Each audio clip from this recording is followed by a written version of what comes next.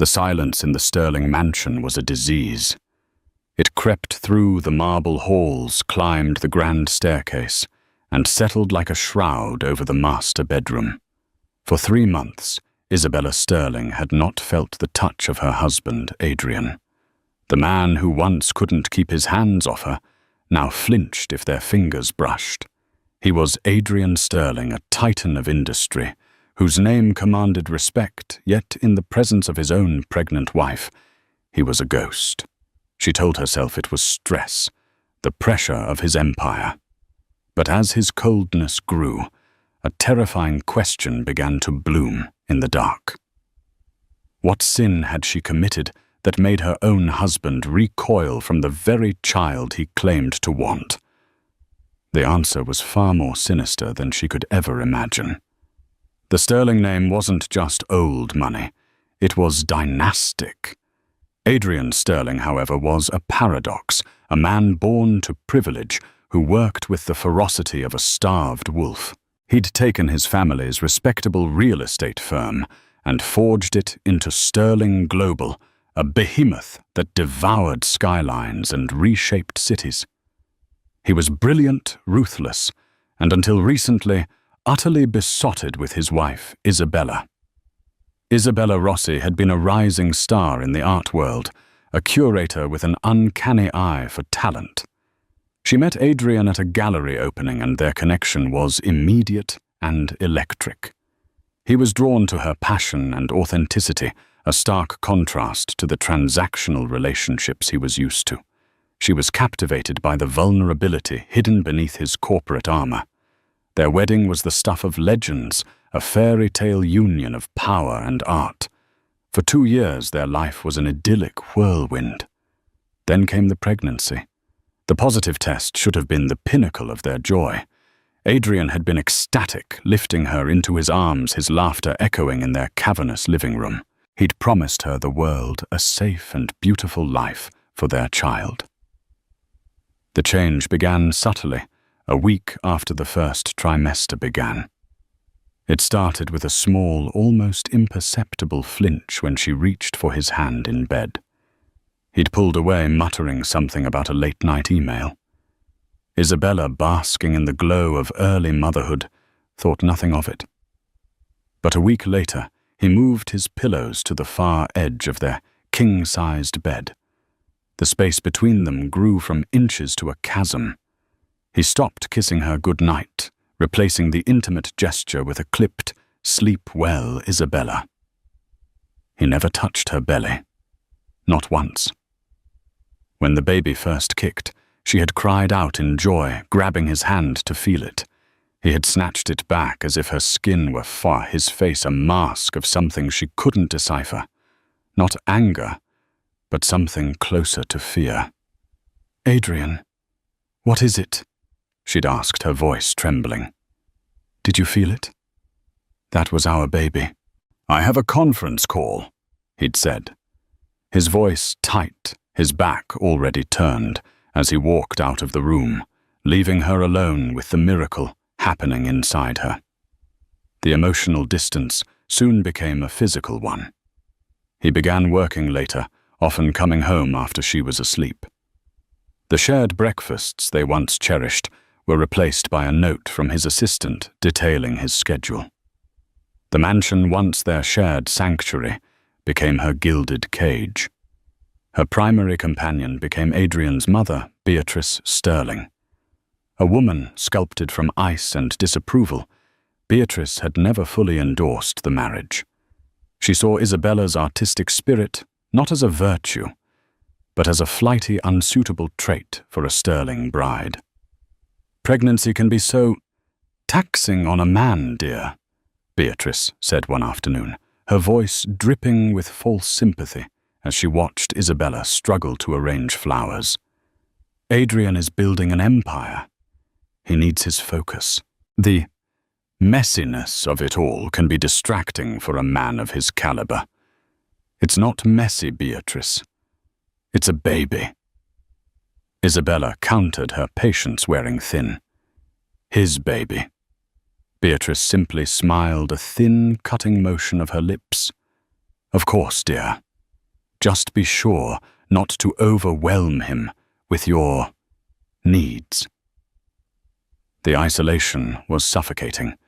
Isabella's friends intimidated by the sterling wealth, and Adrian's increasingly cold demeanor began to drift away. She tried to busy herself with designing the nursery, a wonderland of soft creams and gentle animal motifs, but the joy was hollow. Every tiny sock, every miniature blanket was a painful reminder of the partner she was losing. One night, desperation clawed at her.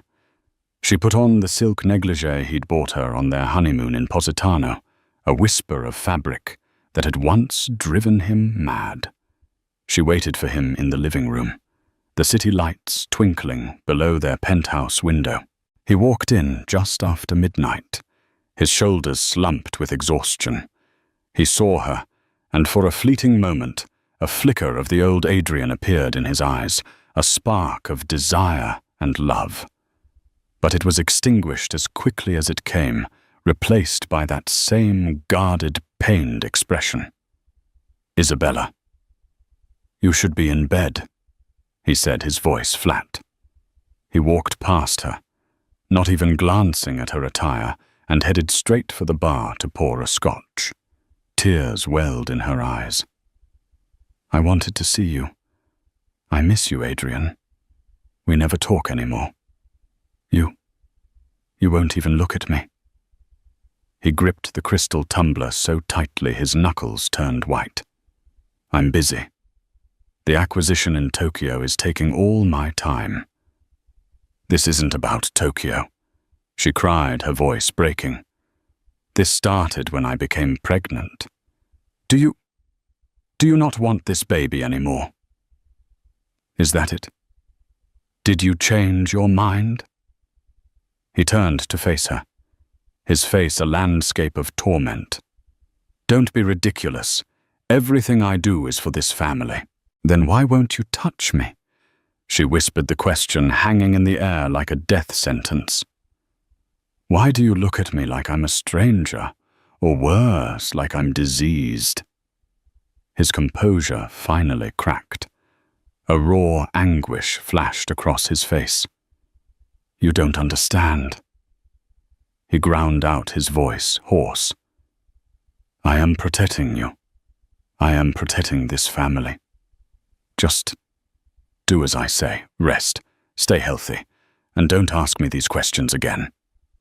He downed the scotch in one go and retreated to the guest bedroom, a room he now occupied more than their own. The heavy click of the door shutting was the sound of her heart breaking. It wasn't an affair. She was almost certain of that. It was something deeper, something colder, and it was inexplicably tied to the child growing within her. The days bled into weeks, each one a carbon copy of the last. The chasm between them widened until it felt uncrossable. Isabella began to feel like a ghost in her own home, haunting the periphery of her husband's life. The only evidence of his care came in the form of sterile third-party actions. A world-renowned obstetrician was hired, a nutritionist planned her every meal, and a prenatal yoga instructor visited the mansion twice a week. He was providing for her body, but starving her soul. Her mind left to fester. In the silence began to invent scenarios. The most logical and most painful was another woman. Had he reconnected with someone from his past? Someone more suited to his world of cutthroat business and cold calculation? Her suspicion began to center on a name she hadn't heard in years. Genevieve Dubois. Genevieve had been Adrian's college girlfriend, and for a time his business partner. She was sharp, ambitious, and as Beatrice had once gleefully informed Isabella, the one that got away. Their breakup had been acrimonious, tied to a business disagreement, where Adrian had ultimately triumphed, pushing her out of a lucrative early venture. Isabella knew it was a long shot, but she was desperate for an explanation. Any explanation that wasn't about her or the baby. One evening, driven by a need for answers, she did something she had never done before she went into Adrian's home office. The room was a monument to his success, sleek, minimalist, and impersonal. She sat in his leather chair, the scent of his cologne still lingering. Her fingers hovered over his laptop before she pulled back, unable to breach that final wall of privacy. Instead, her eyes scanned the room. On his desk, nestled between a stack of financial reports and a blueprint for a new tower, was his personal tablet. It was unlocked. Her heart pounded in her chest. This was a betrayal of his trust, but he had already shattered hers. With trembling hands, she opened his messages. She scrolled through conversations with executives, lawyers, and his mother. Then she saw it. A thread with a name she didn't recognize, G.D. The messages were cryptic. G.D. Any change, Adrian? No. The protocol is difficult, but I'm maintaining it. G.D. You're doing the right thing, Adrian. It's the only way to ensure a positive outcome. Adrian. It's tearing me apart. She looks at me, and I see nothing but confusion in her eyes. G.D. Steel yourself. A few months of hardship for a lifetime of health. Remember what's at stake. Isabella's blood ran cold. Protocol. A positive outcome. It sounded clinical, detached. Who was G.D. and what hold did she have over him? She scrolled up her breath, catching in her throat as she found an earlier message. G.D. The preliminary report from the European lab is in. It's what we feared. We need to talk immediately. I've booked a flight. Attached was a file, but it was encrypted, impossible to open. The date of that message corresponded almost exactly to the day Adrian's behavior had changed. It was the proof she needed. He wasn't just having an affair. He was conspiring with this woman about the baby. The final piece of the puzzle clicked into place a few days later. Beatrice was visiting, overseeing the delivery of an antique crib she had insisted on buying. Adrian's phone, left on the kitchen island, buzzed incessantly. Isabella glanced at the screen. It was a call from a Genevieve. G.D. Genevieve Dubois. The name hit her like a physical blow. It was her. The ghost from his past was back, and she was pulling the strings of Isabella's present misery. That night, Isabella confronted him again. She found him in the guest room, staring out the window, his silhouette rigid with tension.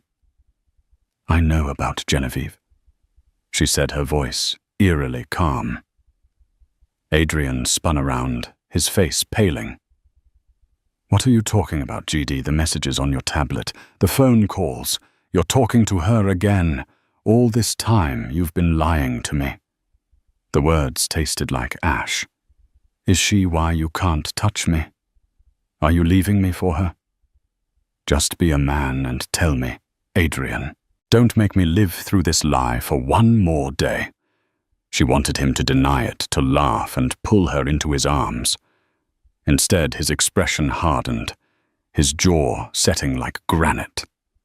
You went through my private messages. You left me with no choice. You've abandoned me. What is this protocol you're discussing with her? What positive outcome? The questions tumbled out, laced with hurt and anger. Is she pregnant too? Is that it? Are you trying to decide which family to choose? Stop it, Isabella, he commanded, his voice low and dangerous. You have no idea what you're talking about. This has nothing to do with an affair. Then what is it? She screamed, the sound echoing in the sterile room. What could possibly be worse than that? What have you and that woman cooked up that makes you look at your own pregnant wife with disgust? He took a step towards her, his hands clenched into fists at his sides. For a second, she thought he might finally break. might finally tell her the truth. But the walls went up again, higher and thicker than ever before. Genevieve is a consultant, he said, the lie clumsy on his tongue. She is a specialist in a private medical matter. That's all. It concerns the long-term health of this family, and that's all I can tell you. A private medical matter who's mine? A new chilling fear crept in. Am I sick, Adrian? Is something wrong with the baby? Is that why you won't touch me? Are we contagious? She was half joking, her voice hysterical. But the look on his face stopped her cold. He didn't deny it. He just stared at her with those tormented, pitying eyes. You need to trust me, he said, his voice barely a whisper. This is the hardest thing I have ever had to do, but I am doing it for you. Please, believe that. But she couldn't. Trust was a currency they no longer shared. The involvement of Genevieve Dubois had poisoned everything. Isabella was now convinced of a cruel conspiracy. Adrian and his ex-lover were planning to take her baby. Perhaps they would declare her an unfit mother, using her emotional distress they were causing as proof. It was a monstrous thought, but in the silence of the Sterling mansion, monstrous things seemed possible. She had to fight back, not just for herself, but for her unborn child. To understand the depth of Adrian's deception, one must understand the lie that held him captive. It was a lie of breathtaking cruelty, engineered by two women scorned. Weeks before, just after the first ultrasound, Adrian had received a call from his mother, Beatrice. Her voice was laced with a gravity that immediately set him on edge. Adrian, we need to talk. It's about Isabella, she had said. Something has come to my attention. Something delicate. They met in the sterile quiet of Beatrice's Upper East Side apartment. With her was Genevieve Dubois. Adrian was stunned. He hadn't seen her in nearly a decade. She looked different, harder, her ambition now honed to a razor's edge. She was, he knew, a senior executive at a cutting-edge Swiss biotech firm. Genevieve has some concerns. Beatrice began letting the other woman take the lead. Genevieve's demeanor was one of somber professionalism. She explained that through a mutual acquaintance at a diagnostic lab in Europe, a flag had been raised on some of Isabella's routine prenatal blood work, which had been sent for advanced genetic sequencing as per the premium package Adrian had paid for. It's a condition we've only recently been able to identify. Genevieve said, her voice low and serious. She slid a thick, heavily watermarked file across the table. It's called haploreactive gestational syndrome, or HRGS. The name was fabricated, a meaningless string of scientific-sounding words. But to Adrian, it sounded terrifyingly real. It's an incredibly rare recessive gene, primarily found in certain artistic communities in northern Italy. Genevieve continued a masterful touch, targeting Isabella's specific heritage. The gene itself is dormant, benign, but it has a specific catastrophic trigger: prolonged skin-to-skin contact with the paternal DNA source during gestation. Adrian stared at her, his mind struggling to process the words. Paternal DNA source. You mean me? Yes, Genevieve said gravely. The hormonal changes during pregnancy activate the dormant gene in the mother. When exposed to your cells through touch, hugging, sleeping in the same bed, any sustained contact, a cytotoxic reaction begins. It's painless at first, but it's systemic. It attacks the mother's vascular system, and, tragically, the placental barrier. Beatrice placed a cold hand on her son's arm. "What is she saying in plain English?" Genevieve looked at Adrian, her eyes full of feigned pity. "The prognosis, if the protocol isn't followed, is absolute. The reaction causes a complete breakdown of the placenta late in the second or early in the third trimester. It's fatal for the child, and in over 90% of documented cases, the resulting hemorrhagic shock is fatal for the mother." The air left Adrian's lungs. The room tilted. Fatal. The word slammed into him. Isabella. His baby. Both gone. "No," he whispered. "That's impossible. Her doctors here said she's perfectly healthy." "They wouldn't know to look for it," Genevieve countered smoothly. "HRGS is a discovery from my company's research wing. The diagnostic test is proprietary. American hospitals don't have it. We only caught it because our lab in Zurich is the only one in the world that screens for it." She presented him with charts, graphs, and cellular diagrams, all beautifully forged, all utterly meaningless. But to a layman, they looked like irrefutable proof.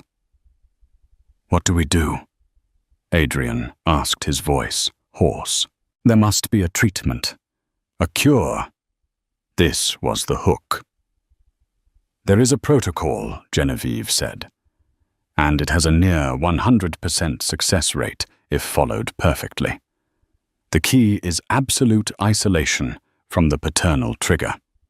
No physical contact. None.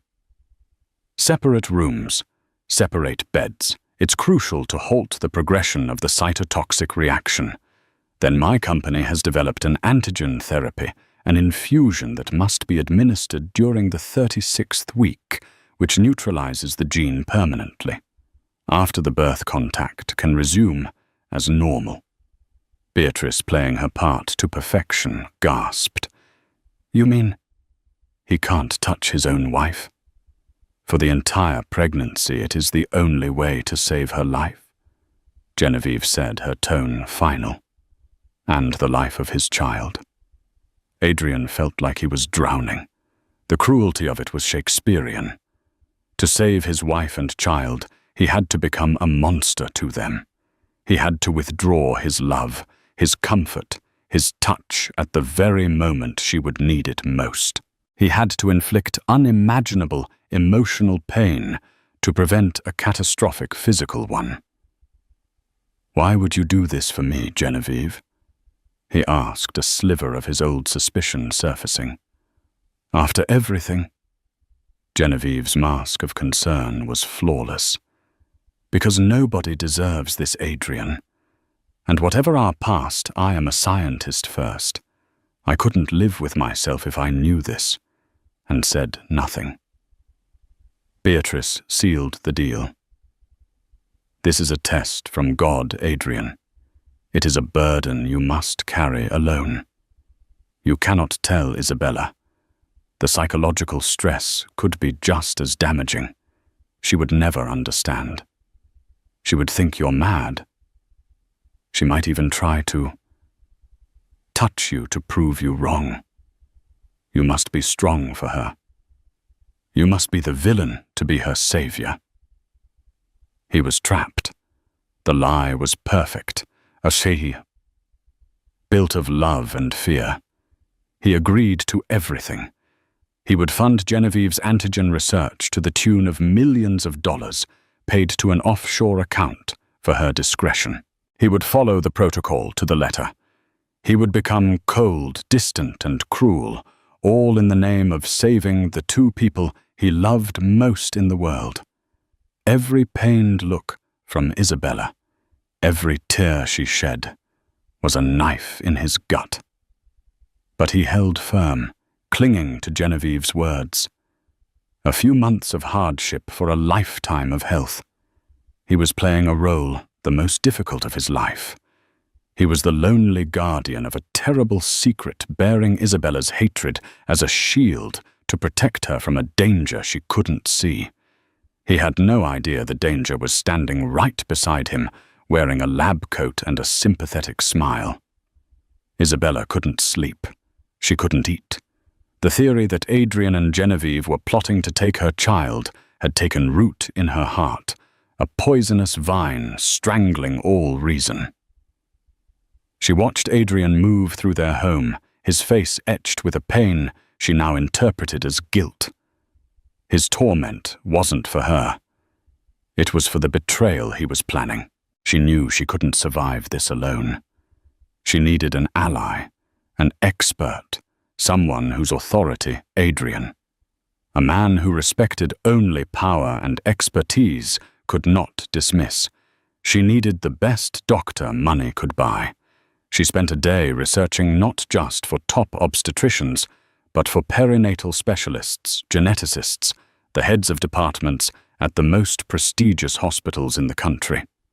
One name kept appearing: Dr. Anya Sharma, the chief of maternal fetal medicine at Lenox Hill Hospital in Manhattan. Dr. Sharma was renowned not just for her clinical skill, but for her work in complex, high-risk pregnancies and her direct, no-nonsense approach. Isabella called the office herself, her voice shaking as she explained she needed a second opinion on a complicated and sensitive matter. The urgency in her tone must have been palpable because the scheduler found her an appointment for the following week.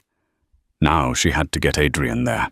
She approached him that evening, not with accusations or tears, but with a cold, hard resolve that mirrored his own. "I've made an appointment," she said, standing in the doorway of his study.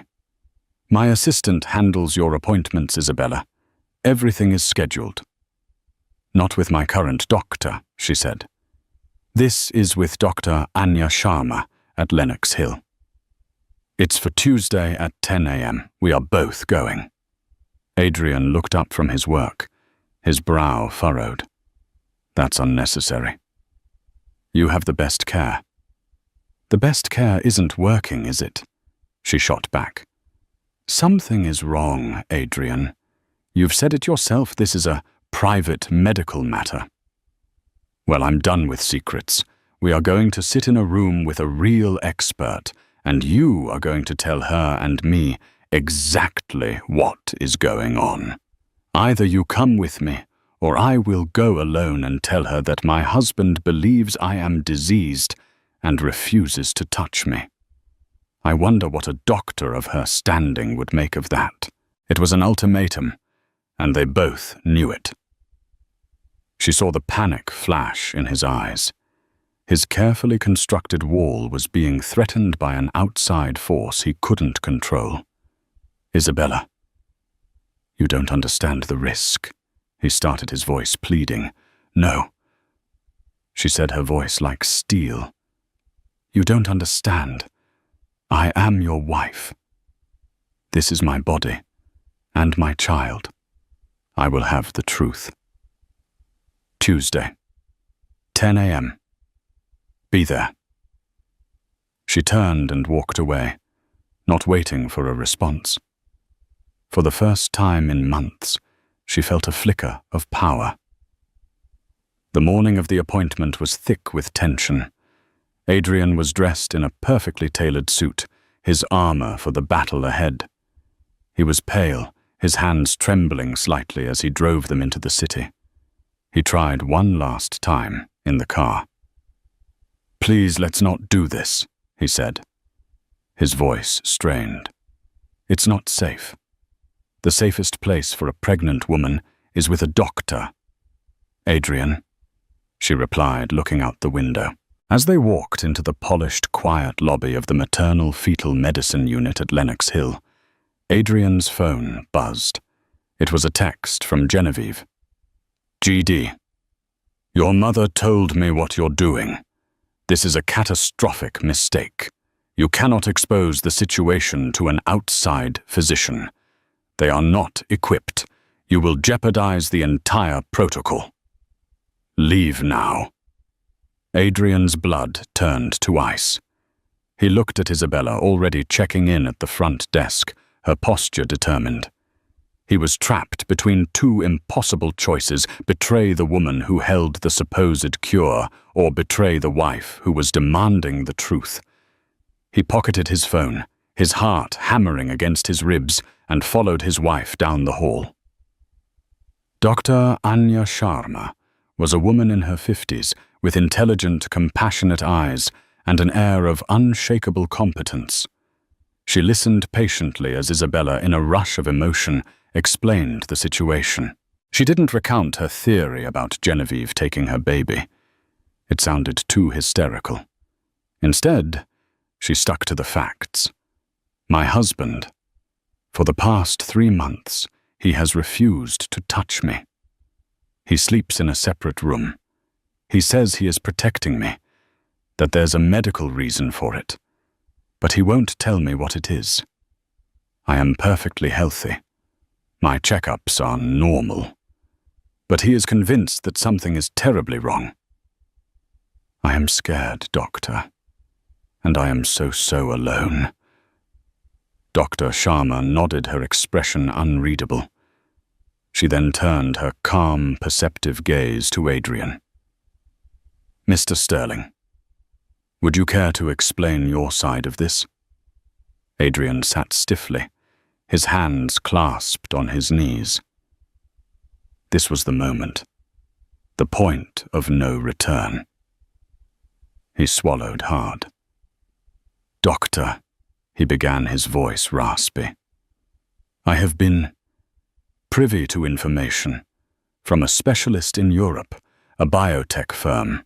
They've identified a condition, something my wife has."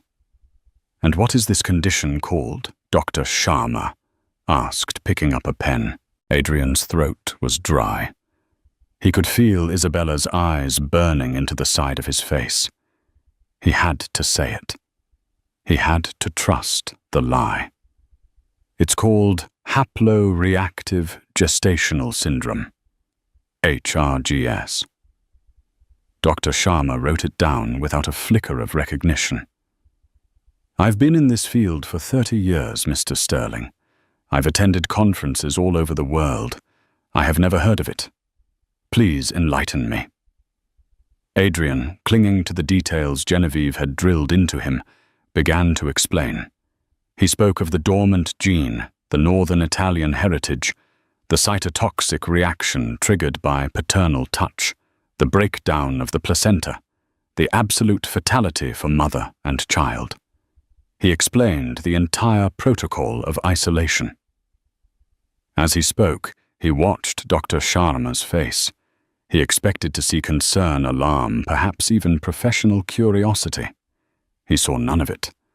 Her calm expression slowly morphed into one of profound, unmistakable disbelief. She wasn't looking at him like he was a concerned husband.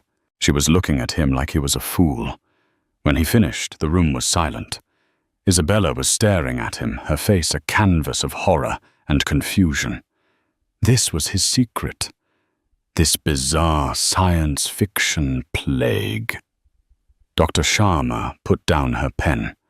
She took a deep breath, her eyes locking onto Adrian's, and then she delivered the words that would shatter his world. "Mr. Sterling," she said, her voice soft but laced with an iron authority, "I have to be very clear with you. What you have just described is not a recognized medical condition. It does not exist." Adrian stared at her. "What? No, that's not possible." "I have the data, the reports. Reports can be falsified," Dr. Sharma said gently. "Let me be more specific. The biological mechanism you described is a scientific impossibility. A mother's body is designed to tolerate the paternal DNA within the fetus. That's the very basis of pregnancy. A cytotoxic reaction triggered by external skin contact with the father. It defies the fundamental principles of immunology and genetics. It sounds like something from a very poorly written movie." She turned to Isabella, Isabella, from all the records I've reviewed, and from what I see here, you are a perfectly healthy woman, having a perfectly normal pregnancy." Then she turned back to Adrian, her gaze sharpening. "Mr. Sterling, you have been fed a lie, a very elaborate and cruel one. There is no such thing as HRGS. There is no danger. Your touch cannot harm your wife or your baby. In fact, the stress and isolation you have inflicted upon her, based on this fiction, is likely the only medical risk present in this room today." Adrian felt the floor drop out from under him. The doctor's words echoed in the sterile air, dismantling his reality piece by piece. A scientific impossibility. Falsified. A lie. He looked at the files he'd brought the data from Genevieve, that he had guarded like a holy text. It was all fake. The millions of dollars. The torment. The self-imposed exile. The cruelty to his wife. All of it based on nothing. He looked at Isabella. Her face was pale tears, streaming silently down her cheeks. But behind the tears was a dawning horror, the realization of the truth. He hadn't been protecting her. He had been torturing her. The blood drained from Adrian's face. A cold sweat broke out on his brow. He felt a wave of nausea so profound he had to grip the arms of his chair to keep from collapsing. The doctor's words replayed in his mind, a very elaborate and cruel lie. And in that moment, seeing the devastation on his wife's face, Adrian Sterling, the titan of industry, the man who could move markets with a word, felt the full crushing weight of his own monumental stupidity. He wasn't a savior. He was a pawn, and he had hurt the only person he had been trying to save. He opened his mouth to speak, but no sound came out. He was utterly devastatingly pale. The drive back from Lenox Hill was a journey through a wasteland. The silence in the car was no longer cold and empty. It was heavy, suffocating, filled with the wreckage of Adrian's colossal mistake. Isabella stared out her window, the city a blur of motion she didn't see. The truth was far more insane than any scenario she had imagined. He wasn't having an affair. He wasn't trying to steal their child. He had been convinced that loving her was a death sentence. Adrian drove on autopilot, Dr. Sharma's words echoing in his head. A lie. Falsified. A scientific impossibility. Each word was a nail in the coffin of his pride and self-assuredness. He had built an empire on his ability to read people, to see through deception, to anticipate every move. Yet he had been played masterfully by his own mother and his ex-lover. They hadn't used financial projections or market analysis. They had weaponized his love for his family against him. He risked a glance at Isabella. The tears had stopped, but her face was a mask of grief. He had done this. His refusal to trust her, to include her, to believe in their partnership over the word of a vengeful ex and a manipulative mother, had caused this chasm between them. Bella. He began, his voice cracking. The old pet name felt alien on his tongue. I am so sorry. She didn't turn. Sorry for what, Adrian? She asked, her voice hollow. Sorry for believing I was a walking biohazard.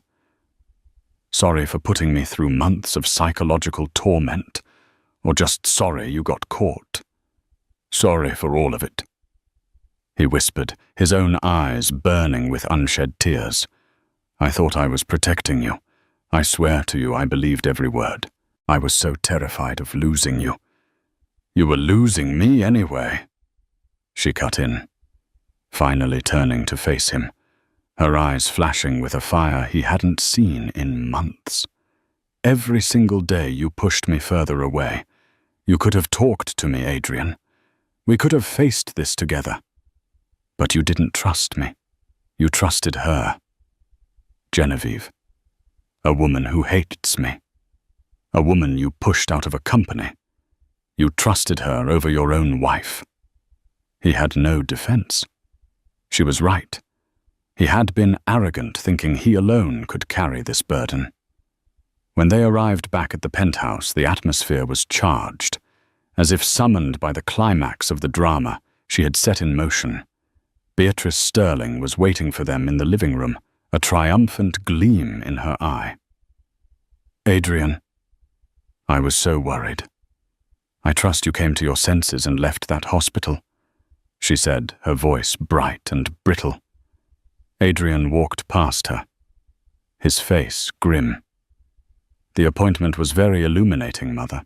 Beatrice's smile faltered as she saw Isabella's tear-stained face and the thunderous expression on her son's. What happened? The truth happened, Isabella said, finding her voice. The truth about your disgusting, pathological lie. Just then the private elevator chimed and the doors opened. Out stepped Genevieve Dubois, looking sleek and confident. She was holding a briefcase. Adrian, she began, a hint of reprimand in her tone. You have no idea the damage you could have caused today. I came as soon as I could. We need to repair. She stopped as she took in the scene. The jig was up. It was written on all their faces. Adrian turned to face the two women, his architects of misery. The grief on his face was slowly being replaced by a cold, controlled fury, the fury he usually reserved for the boardroom. Haploreactive gestational syndrome. He said the words tasting like poison. Did you enjoy creating it? Did the two of you sit up at night laughing as you invented the most sadistic possible way to tear my family apart? Beatrice drew herself up. We did what was necessary. That woman was not right for you, for our family. Her bloodline is common. I wanted to protect our legacy. My legacy is in this room. Mother, Adrian roared, gesturing wildly towards Isabella. It is my wife and my unborn child. The two people you tried to destroy with this fantasy. He then turned his sights on Genevieve, who stood frozen by the elevator. And you. How much was it? How much did I pay for your proprietary research? 2 million. 3. Was it worth it? Genevieve. Was the revenge that sweet Genevieve, seeing her plan crumble, switched tactics from deceit to venom? You deserved it, Adrian. You built your empire on my ideas, on the company you stole from me. You threw me away. I wanted you to feel a fraction of the powerlessness I felt, and your mother was more than happy to help.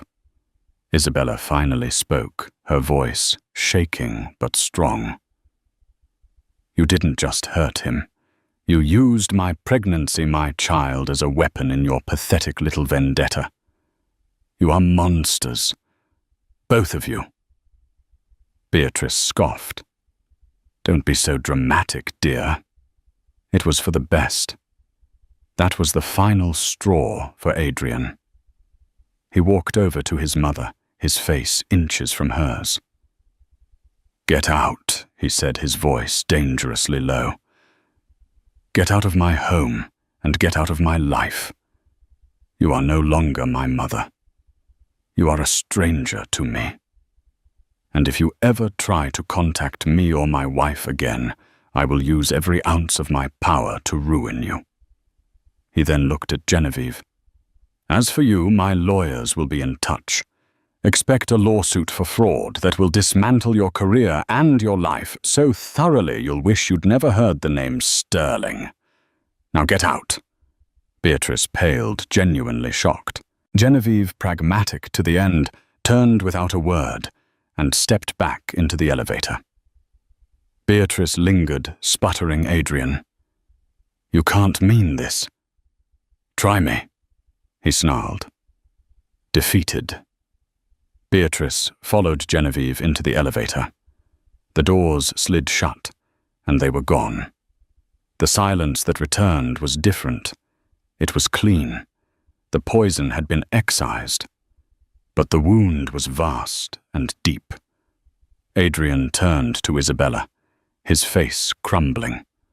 All the anger was gone, replaced by a profound, bottomless shame. He looked like a lost boy. "Bella," he whispered. "I know sorry isn't enough. I don't know what is. But I will spend the rest of my life trying to fix this, trying to earn you back." He took a hesitant step towards her, his hand outstretched, not to touch her, but as a plea. For months, he had been forbidden from doing so by a lie. Now he was forbidden by the truth of his own actions. Isabella looked at her husband, the man she loved, the man who had wounded her so deeply. She saw the genuine remorse in his eyes, the agony of his regret. The path forward was uncertain, but for the first time in a long time, it was a path they would have to walk together. Slowly, deliberately, she took his hand. His skin was warm, real. His touch didn't hurt. It wasn't a poison. It was just a beginning. The confrontation was a detonation, leaving behind a silence more profound and unsettling than the one that had preceded it for months. Beatrice and Genevieve were gone, spectres exorcised from the penthouse, but their poison lingered in the air. Adrian and Isabella stood in the vast living room, separated by a chasm, not of physical distance, but of action and consequence. The truth had set them free from the lie, only to imprison them in a new, more complex reality. Adrian was a man adrift. The core tenets of his existence, his judgment, his control, his ability to protect his family, had been systematically dismantled. He looked at Isabella, truly looked at her for the first time, without the filter of Genevieve's fiction, and saw the full extent of the damage. The exhaustion in her eyes, the protective way she cradled her belly, the slight tremor in her hands. It was all his doing. A wave of self-loathing so potent it was physically nauseating washed over him. He who had vowed to be her shield had been the sword that struck her. Bella. He choked out the name, a shard of glass in his throat. She flinched, a small, almost imperceptible reaction that cut him deeper than any shout could have. "Don't," she whispered, her voice fragile. "I can't. Not right now." She turned and walked towards the master bedroom. Her movements weary, each step an effort. The quiet click of the door shutting was a judgment. The first few days were a masterclass in navigating a shared space as strangers. He would hear her moving about, the soft sounds of her existence, a constant, painful reminder of his failure.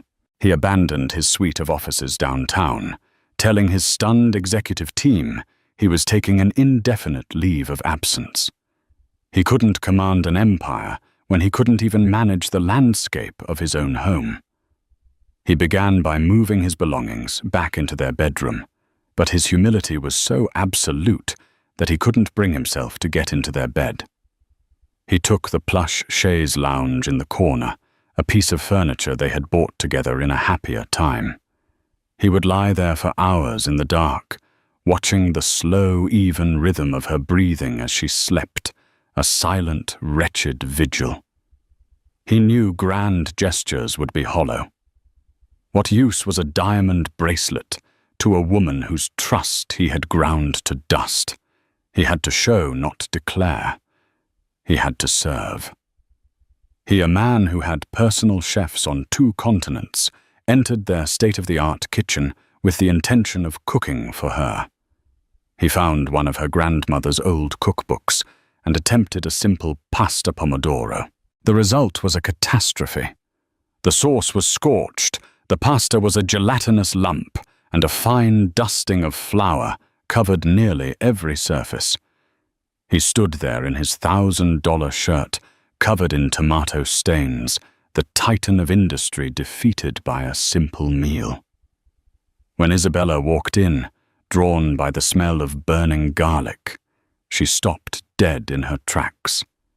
She looked at the mess, then at him, and for the first time in days, a complex emotion flickered in her eyes. It wasn't forgiveness, not yet, but it was a crack in the wall of her grief. He saw a glimmer of the woman who had once found his boardroom seriousness endearing. Without a word, he began to clean up. He scrubbed every pot, wiped every counter, and when the kitchen was pristine again, he quietly ordered from her favorite neighborhood trattoria. They ate in near silence, but he felt a subtle shift in the atmosphere. His failure had been more eloquent than any success could have been. It was an admission of his fallibility, a humanizing act that made him seem less like a monster and more like the fool he felt he was. The turning point came a week later. He had spent days not just thinking but researching, trying to understand what he had taken from her. It wasn't just her peace of mind, it was her identity. She was Isabella Rossi. The curator before, she was Isabella Sterling, the millionaire's wife. He had absorbed her into his world, and in doing so had inadvertently erased hers. He found her in the nursery, softly humming to their unborn child. He stood in the doorway, holding a simple leather portfolio. "Isabella," he said, his voice soft, not wanting to startle her. "Can I talk to you for a moment?" She nodded, her hand resting on her belly. He walked in and handed her the portfolio. "I know that what I did, words can't fix it. And money can't fix it, I know that. But I've been thinking about what you've lost. What we lost, and it started long before Genevieve's lies." Her fingers trembled as she opened it. Inside wasn't a stock certificate or a deed to some tropical island. It was a business proposal, a prospectus, and the keys to a physical location. He had acquired a beautiful light-filled gallery space in Soho, a street-level property with soaring ceilings and perfectly weathered brick walls. It was the kind of space she used to dream about. He had also established an endowment for its operation for the first 5 years, insulating it from any financial pressure. "It's yours," he said quietly.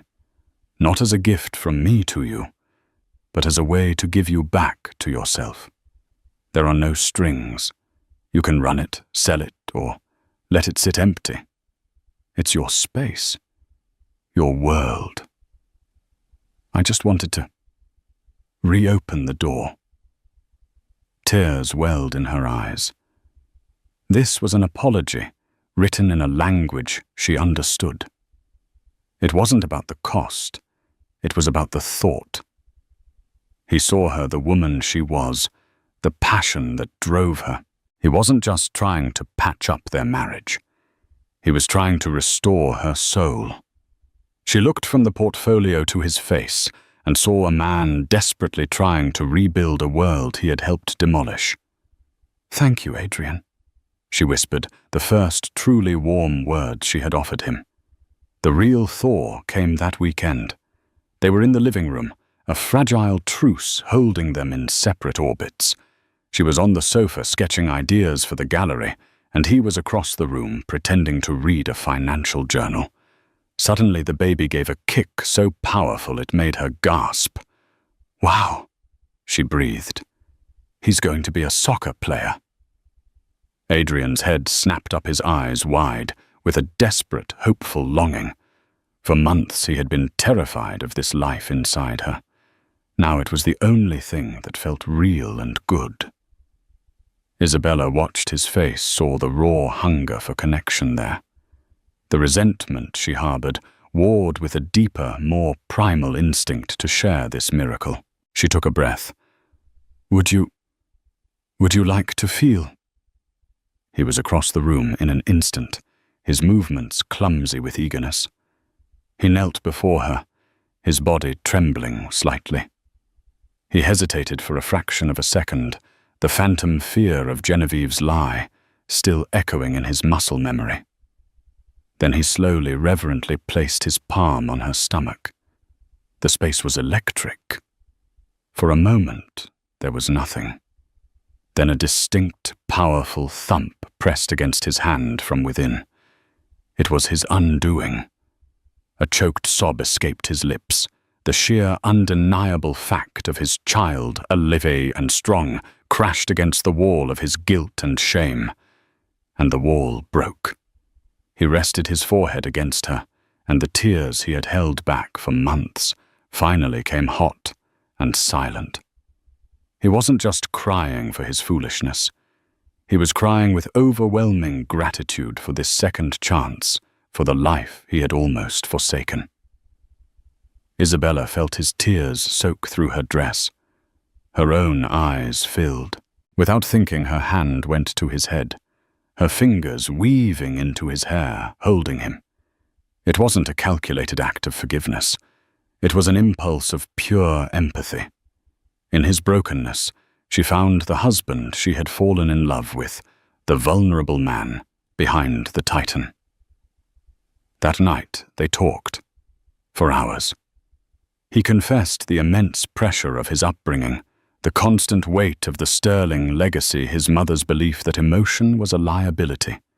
She told him of her own fears of feeling like a beautiful object he had acquired, of losing her voice in the echo chamber of their wealth. It was a raw, painful, and utterly necessary conversation. They laid their broken pieces out on the table and together began to see how they might fit back together. Weeks later, when Isabella went into labor, Adrian was no longer a terrified bystander, but an active, engaged partner. He breathed with her, through every contraction. He was her fierce advocate with the hospital staff. He held her, supported her, and drew a strength from her that he never knew he possessed. When their son Leo was born, the nurse, following standard procedure, prepared to place the swaddled infant on Isabella's chest. But Adrian, his eyes filled with a love so pure it was dazzling, asked, "May I?" The nurse handed him his son.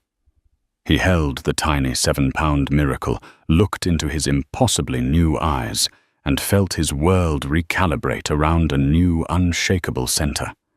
He then walked to Isabella's side, leaned down, and gently placed Leo into her waiting arms, creating their first family embrace. He kissed her, a kiss that tasted of salt and relief, and a future they had almost lost. He then kissed his son's head. He was touching them both. His family. Whole, healthy, and finally, truly safe. The sterling legacy wasn't steel and glass. It was flesh and blood, held together by a love that had been tested in the cruelest of fires and had, against all odds, emerged stronger. The story of Adrian and Isabella Sterling is a harrowing reminder that the most damaging lies are often the ones we accept out of fear. It shows that true strength isn't about bearing burdens alone, but about having the courage to trust the one you love. Their journey from a gilded cage of suspicion to a hard-won peace proves that even the deepest wounds can be healed through honesty, forgiveness, and the simple, powerful act of reaching out for another's hand. What did you think of Adrian's impossible choice? Was his mother's manipulation the ultimate betrayal, or was Genevieve's revenge more sinister? Let us know your thoughts in the comments below. Have you ever wondered how one scandalous leak could destroy an entire empire overnight? Picture this. A stunning millionaire, revered as a philanthropic tycoon and his radiant pregnant wife, seemingly the perfect power couple. But beneath the glossy photographs and luxurious charity galas, dark secrets simmer. When an explosive video surfaces online revealing her husband's steamy affair, the pregnant wife doesn't crumble in silence. Instead, she steps into the blinding lights of a press conference, shocking the world and obliterating his career in a single heartbeat. Get ready for a tale of betrayal, resilience, and a downfall so swift it will leave you breathless. Ava Carmichael first met Oliver Carmichael at a fundraiser for the Wilson Children's Hospital in Chicago. Oliver was the guest of honor, a self-made millionaire who had gained national fame after selling his tech startup to Google for a fortune rumored to be in the hundreds of millions. Ava, then a junior event planner, was charged with ensuring the evening ran smoothly. From the moment she locked eyes with him across the packed ballroom, her world shifted. He approached her with a gentle smile and an outstretched hand. Polite conversation turned into an exchange of dreams and life goals. The chemistry between them was electric. Oliver, charming yet aloof, was drawn to Ava's warm-hearted nature and pragmatic approach to life. Their whirlwind romance made headlines in society pages when Oliver took Ava to a private island in the Caribbean. Photos of them strolling barefoot on a secluded beach landed in People magazine, and whispers of an engagement soon surfaced in tabloids. By the time he proposed under a canopy of twinkling fairy lights in front of 1,000 roses, Ava was head over heels. The wedding was a grand affair at the historic Drake Hotel, with the CEO of Morgan Stanley among the guests, and a performance by a famous R&B singer that Oliver secretly flew in. Their union was hailed as a modern fairy tale, the philanthropic tech millionaire and the compassionate event planner uniting their energies to make the world a better place. But in every fairy tale lurks a moment of darkness, and for Ava and Oliver, it was just around the corner. A year after their lavish wedding, Ava discovered she was pregnant. The news filled the Carmichael mansion with excitement. Oliver appeared overjoyed. He'd often spoken of wanting a large family, and Ava was ecstatic to finally be starting that journey with him. They announced the pregnancy during a red carpet charity gala benefiting children with rare diseases. Ava wore a flowing emerald green gown that discreetly showed off a blossoming baby bump. When she and Oliver stepped onto the stage, the entire crowd erupted in applause. Cameras flashed, capturing the moment Oliver placed a tender hand on Ava's stomach. Soon after, local outlets like the Chicago Tribune covered the Carmichael baby buzz, praising Oliver for his ongoing philanthropic endeavors. A short feature on NBC's Today Show hinted that the Carmichaels might become America's new it couple. Ava was flattered, albeit slightly overwhelmed by the sudden attention. Behind the scenes, however, something was off. Oliver had become more distant, engrossed in late-night phone calls and cryptic text messages. When Ava asked about them, he brushed her concerns aside with practiced ease. "It's just business, sweetheart." She tried to believe him. After all, she knew the burden of running a multi-million-dollar conglomerate was enormous. But as her belly grew, so did her suspicions. Faint clues, the lingering trace of unfamiliar perfume on his collar. A second phone he never let her see gnawed at her peace of mind. Still, Ava reassured herself that any man under immense pressure could behave evasively. She clung to hope that once their baby arrived, Oliver would slow down and refocus on their family. Little did she know the cracks forming in their marriage were about to split wide open. With each passing week of her pregnancy, Ava noticed that Oliver's schedule became more erratic. Some nights he would rush through dinner offering half-hearted compliments about her cooking and then dash off to emergency meetings. Other times he'd claim to be traveling for business expansions, leaving Ava alone in their expansive mansion, the echo of her own footsteps, a constant reminder of her isolation. What truly unsettled Ava was the subtle shift in Oliver's demeanor. He was no longer the attentive husband who'd once tracked down her favorite bakery an hour away to bring her freshly baked croissants. Instead, he seemed perpetually preoccupied, scrolling his phone under the dinner table, offering only partial attention to Ava's excited updates about the baby's kicks. In an attempt to distract herself from mounting worries, Ava threw herself into philanthropic work. She organized a fundraiser for hurricane relief, collaborating with real-life crisis manager and PR expert Liz White, a name well known in Chicago's elite circles for orchestrating big fundraising galas. Liz noticed Ava's tense smile and asked if everything was okay at home. Ava merely shrugged it off with a practiced grin. Little did Ava know Liz would soon become more than just a professional acquaintance. Liz's skill in handling scandals and public image crises would be invaluable when the Carmichael family's private pain exploded onto the public stage. For now, Ava remained clueless about the danger simmering beneath the surface. She believed the biggest concern she faced was coaxing Oliver to show up on time for doctor's appointments, but in the hush of her mind, a quiet fear took root. If Oliver was pushing her away, who or what was he pulling closer? Ava never considered herself a snoop. She valued privacy and believed that trust was the bedrock of any strong relationship.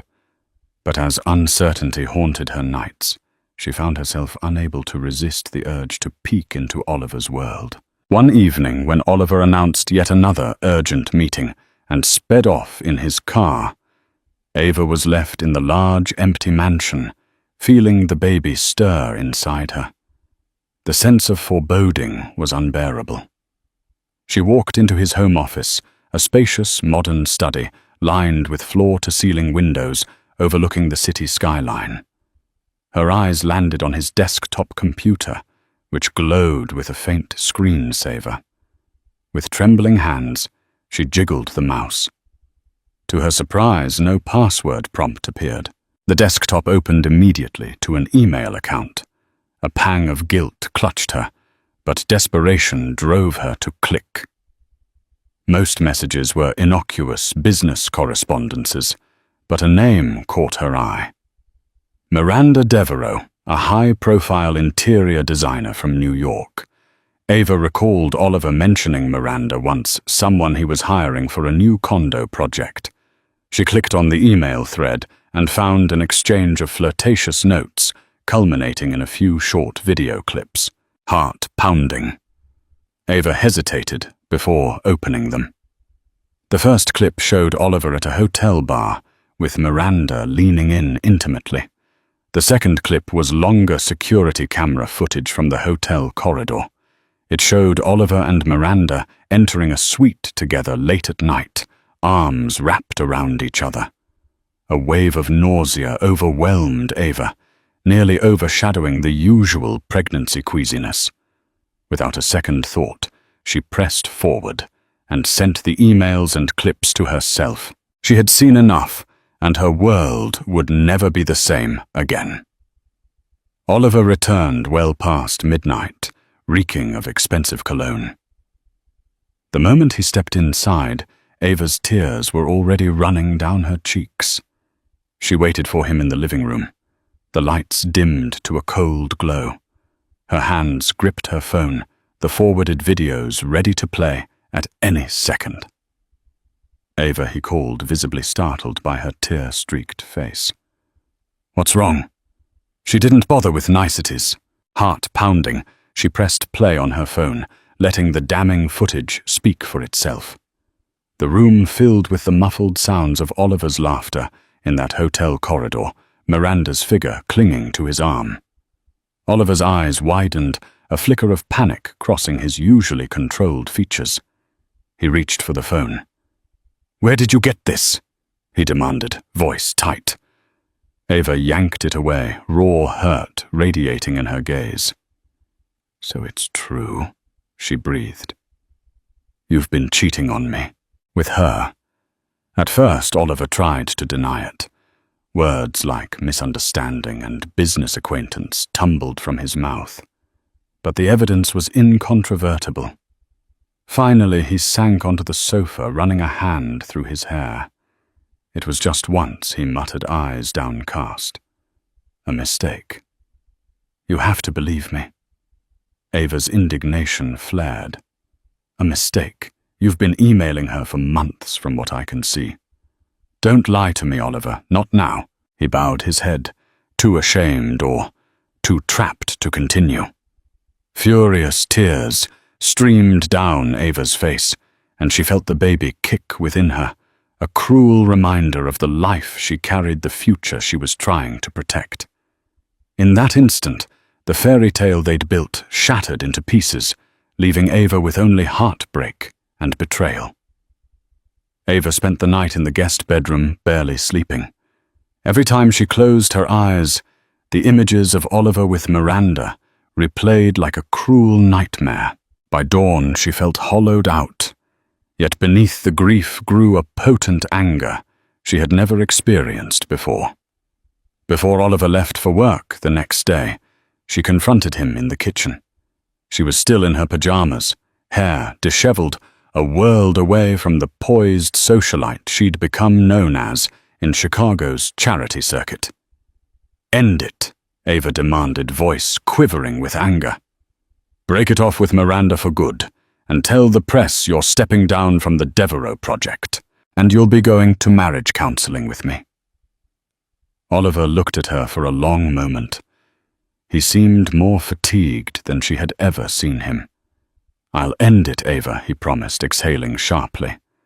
I don't want to lose our family. The words should have comforted her, but they didn't. The betrayal ran too deep. I'm pregnant with your child, Oliver. Do you even understand what this stress is doing to me, to our baby? His silence spoke louder than any defense he could muster. He offered a half-hearted nod before leaving. Ava watched him go, unsure if she had just saved their marriage or delayed its collapse.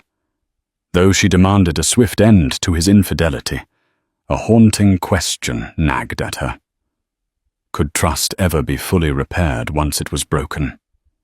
Little did she know the storm was only beginning, and a single promise from Oliver would do little to protect them from the catastrophe that awaited.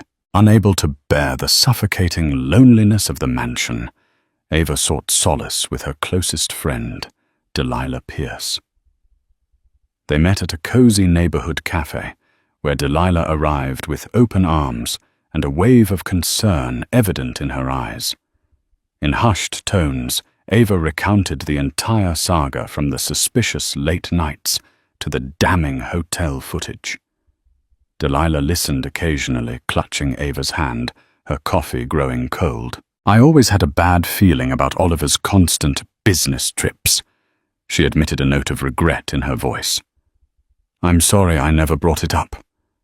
Ava found some measure of comfort in Delilah's empathy. I feel so stupid, she said, tears threatening to spill once more.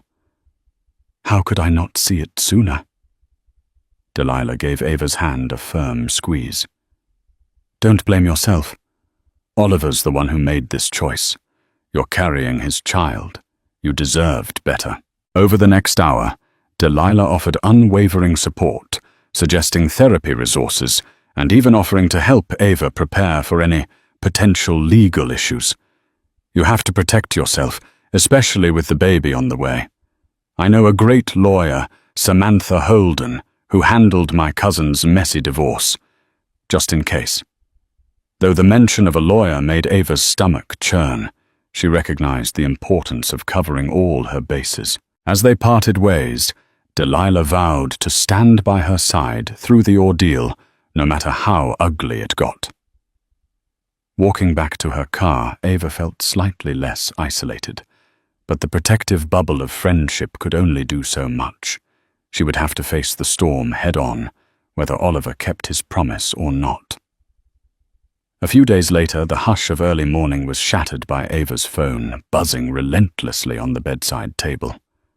She groggily picked it up to see dozens of messages and missed calls. Her heart pounded. Could something have happened to Oliver? But as she opened social media, dread coiled in her stomach. A gossip account with thousands of followers had posted a scandalous blind item about a tech mogul with a pregnant wife caught in an affair with a New York socialite. The post included grainy stills from the very hotel footage Ava had discovered, though faces were blurred. Her phone exploded with notifications, friends, acquaintances, even random strangers wanting details. Overwhelmed, Ava felt the baby move as though sensing the turmoil. She quickly turned off her phone, tears stinging her eyes. In a panic, she rushed downstairs to find Oliver. He was in his office phone, pressed to his ear, shouting into the receiver. She overheard him say, "I don't care what it costs, just kill the story," before slamming the phone down. Their gazes locked. Ava's heart sank at the desperation etched across his features. "Someone leaked it?" she asked, voice trembling. He nodded grimly. "Yes, but we can't be certain who. It might be someone from the hotel staff or someone else." He shot her a look, as if suspecting she had shared the video. Ava bristled, stepping back. "Do you really think I'd do that? You promised to end this, Oliver. Now look what's happening." Guilt flashed across his face, replaced almost instantly by defensiveness. "We need to put out a statement denying everything. My entire career could be on the line." Ava swallowed hard. She wasn't ready for the media circus, but it was already knocking at their door. Their once private nightmare was about to go very, very public. Oliver scrambled to manage the crisis, summoning his high-profile PR team, led by the formidable Kate Winthrop, a specialist in damage control for celebrity and corporate scandals. Within hours, she arrived at the Carmichael mansion with a flurry of assistants' laptops and a meticulously organized crisis management plan. "We're dealing with an unverified leak," Kate said briskly. "We have two primary strategies: deny or deflect. If we deny, you risk fueling the rumor mill. If we deflect, we might direct attention elsewhere, but it has to be believable." Oliver paced the room, raking a hand through his hair. "What about claiming these images are doctored? That this is just an attempt to undermine my philanthropic work?" Kate's expression remained neutral. "We can try that, but the pictures look too authentic. And if more footage surfaces, we'll be caught lying." Ava observed the meeting from a corner, her mind swirling. She felt like a spectator at the unveiling of her own heartbreak, reduced to a mere prop in Oliver's PR strategy. As talk of hush money and NDAs swirled, she felt the baby kick a stark reminder that this crisis was not just about reputations, but the future of her family. Eventually, Oliver turned to her. "Ava, I need you to stand by my side. We have to present a united front." His words were a bitter pill. She recalled his promise to end the affair. Yet here they were, strategizing about half-truths and misdirection. Ava thought of the unborn child, of the intense scrutiny they would soon face. With shaky resolve, she nodded. She hated the idea of lying to the public, but she also couldn't bear the thought of the scandal smashing their life to bits. She had no idea that the worst was still to come. Even as Oliver's PR team prepared an official statement labeling the footage misleading and maliciously edited, a new crisis brewed behind the scenes. Miranda Devereaux. The woman at the center of the scandal refused to quietly fade away. Instead, she began making demands of her own. One evening, Oliver returned home from an emergency meeting with Miranda's lawyers. Ava watched his strained face as he poured himself a stiff drink. "She's threatening to release a full statement," he muttered. "Claims she's got text messages, voice memos, everything. She wants compensation, or she'll go public." Ava felt an icy dread settle in her stomach. If Miranda released more evidence, the shallow denials being fed to the media would crumble instantly. "So what are you going to do?" she asked, voice tight. Oliver's silence was telling. He tossed back his drink before answering. "We're negotiating. She wants a huge sum, plus some endorsement deals for her design business. It's extortion, basically." The thought of Oliver paying off Miranda made Ava's skin crawl. "And you're seriously considering it?" He ran a hand over his face. "If it means saving my reputation, yes. You don't understand what's at stake. Our philanthropic work, my investments, people rely on me. If I go down, a lot of people will be hurt." For a split second, Ava wondered if Miranda was truly the villain here.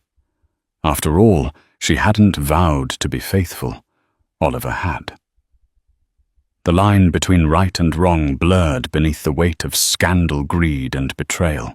In that moment, Ava realized that Oliver's talk of saving his reputation might overshadow his concern for their marriage or the innocent child they were bringing into a world of lies. Waking up to relentless texts and calls from acquaintances, Ava found her anxiety hitting new heights. Even visits to her OB/GYN became fraught with tension as she feared being recognized and judged. Everywhere she went, it felt like eyes were on her analyzing the scandal. Social media was ablaze with speculation. A few brave tabloids even claimed to have exclusive new evidence pending release. The constant swirl of rumors left Ava hollow and exhausted. Did half of Chicago already assume Oliver was cheating? Did they pity her, or worse, mock her for staying alone in her bedroom? Ava scrolled through her phone, scanning social media. She came across a tweet from Anderson Cooper, a real-life figure known for calling out hypocrisy on his CNN segments, commenting generally about the moral failings of the wealthy and powerful. Although it didn't mention Oliver by name, the timing was suspiciously pointed. She felt a spike of anxiety. Ava found herself questioning everything she thought she knew. How many times had Oliver lied? Was he truly remorseful or just scrambling to hide his tracks? And what if Miranda wasn't the only affair? The seeds of doubt took root, thriving in the soil of shattered trust. One thing became undeniable.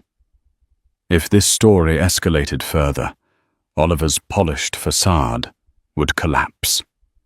The philanthropic golden boy would be exposed as a fraud, and Ava would be caught in the crossfire. For the sake of her baby, she had to find a way to protect herself, even if it meant going against the man she had once adored. Just as Kate Winthrop and her crisis team finalized a hopefully worded statement for Oliver to deliver, the bomb dropped.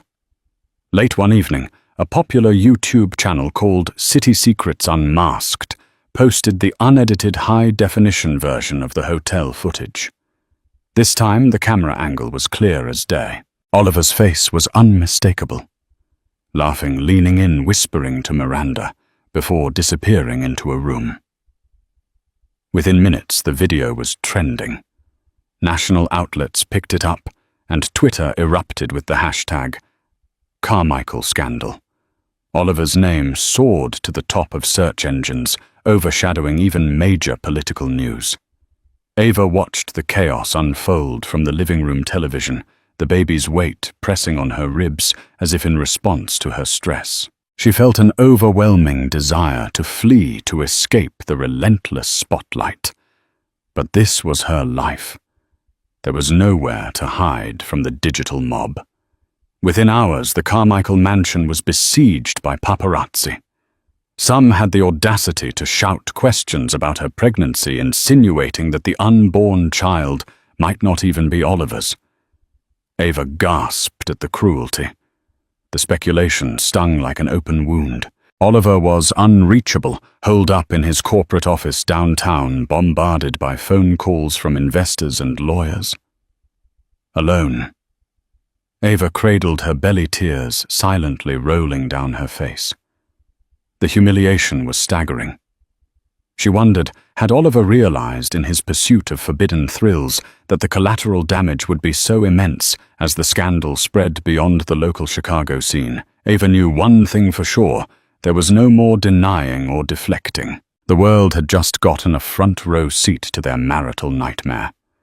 Desperate to hear Oliver's side of the story, and furious at his vanishing act, Ava summoned her strength and drove to the headquarters of Carmichael Innovations, located in a sleek, glass-paneled tower in the heart of downtown Chicago.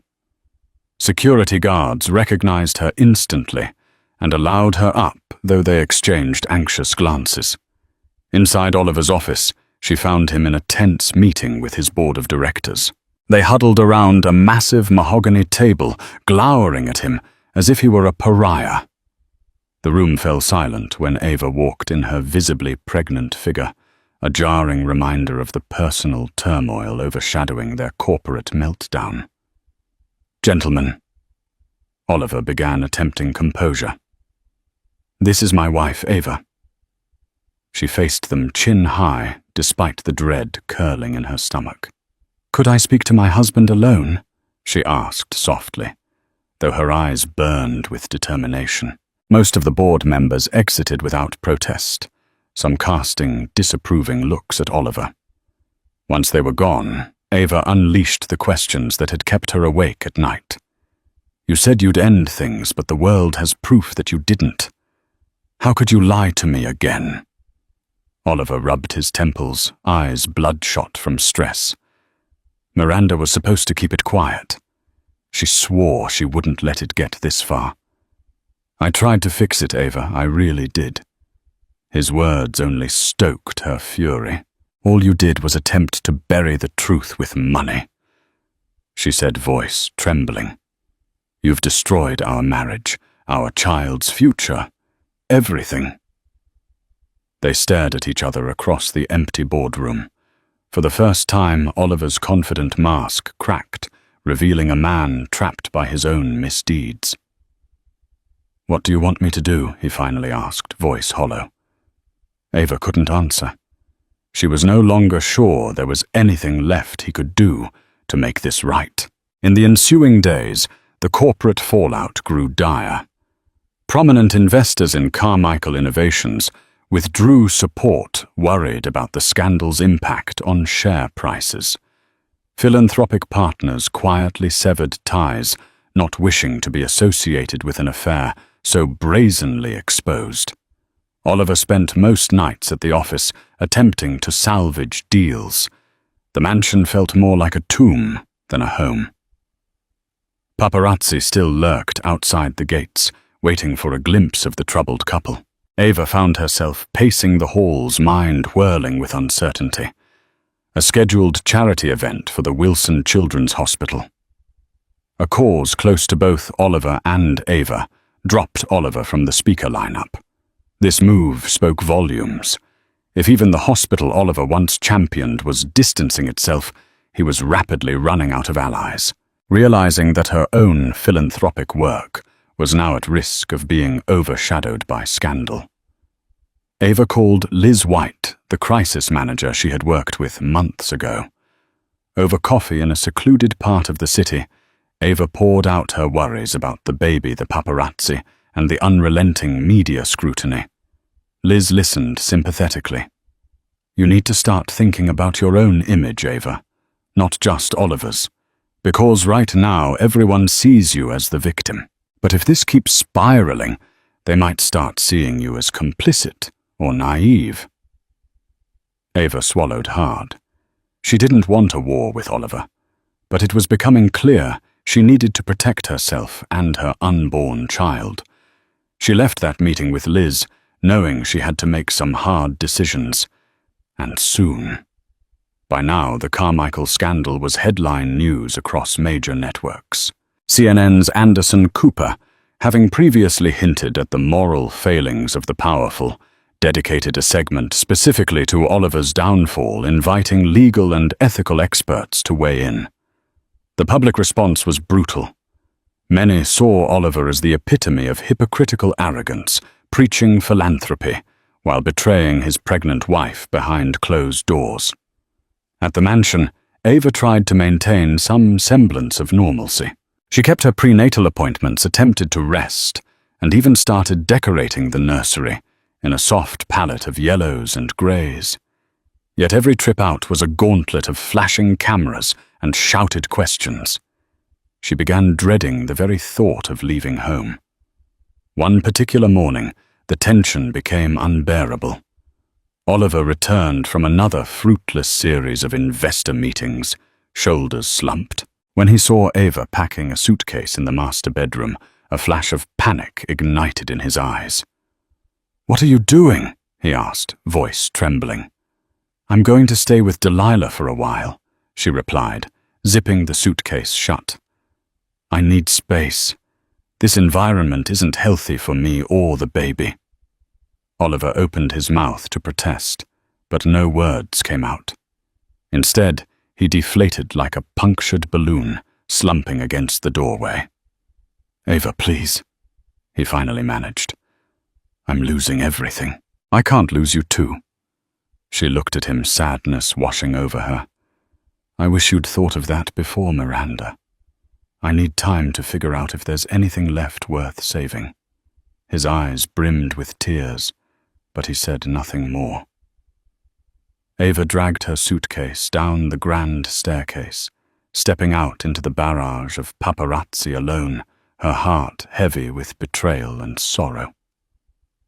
It was during Ava's stay at Delilah's cozy brownstone that she received a phone call from a blocked number. Although she usually avoided unknown calls, something compelled her to answer. A soft voice introduced itself. "This is Miranda Devereaux. Please don't hang up."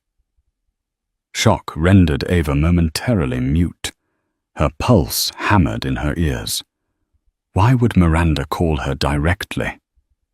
She contemplated ending the call, but couldn't resist her curiosity. "What do you want?" she asked, struggling to keep her voice steady. Miranda sighed on the other end. "Believe it or not, I never intended for this mess to go public. Someone else got hold of the security footage. I can't say more without jeopardizing my safety, but I wanted you to know it wasn't me who leaked it." Ava's throat tightened. "That doesn't change what happened or how you and Oliver—" She paused, tears threatening. "You ruined my marriage, my life." A moment of silence passed. "I understand you hate me," Miranda said quietly. "But I'm calling because there's something else you should know. Oliver has been hiding more than just our affair. He's in deep trouble legally and financially. I'm sure you've noticed the deals collapsing around him. It's not just because of the scandal, there's a federal probe into his finances. Tax evasion, money laundering, I'm not certain. But it's serious." A swirl of nausea hit Ava. The idea that Oliver's downfall was bigger than an affair blindsided her. "How do you know this?" she finally managed. Miranda hesitated. "Let's just say I overheard some conversations." "Be careful, Ava.